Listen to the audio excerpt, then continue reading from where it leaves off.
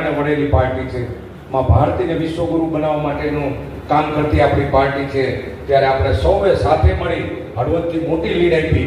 મતલક્ષી રાજકારણ તો આપણે એક ચૂંટણી વખતે હોય છે, બાકી આપણું જે મેઇન લક્ષ્ય હોય છે વિકસિત ભારત 2047 બનાવવાનું.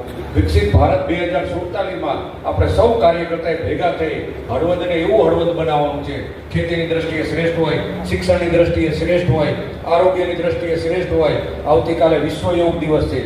યોગ એ ઋષિ મુનિઓની ઋષિ ક્રાંતિ કૃષિનો યુગ હતો, તો ફરીવાર આ ઋષિ અને કૃષિ યુગ લાવવાનો સમય છે. કહેવાનો મતલબ બધા સેક્ટરોમાં હળવદને આપણે રોલ મોડેલ બનાવવાનું. મત તો આપ્યા આપણે, પણ વિકાસની દ્રષ્ટિમાં પણ હળવદ શિક્ષણ હોય તો આપણે નંબર 1 છીએ. સંગઠનની બાબતો મોરબીવાળા તમને ટકોર કરતા હોય કે બધું હળવદ લઈ જાઓ, પણ મિત્રો જેનું સંગઠન મોટું ને એનો રૂપિયો 10 રૂપિયા થાય, જેનું સંગઠન કાચું હોય ને એનો રૂપિયો 10 થઈ જાય. તો કવાડિયા સાહેબ અને બધાના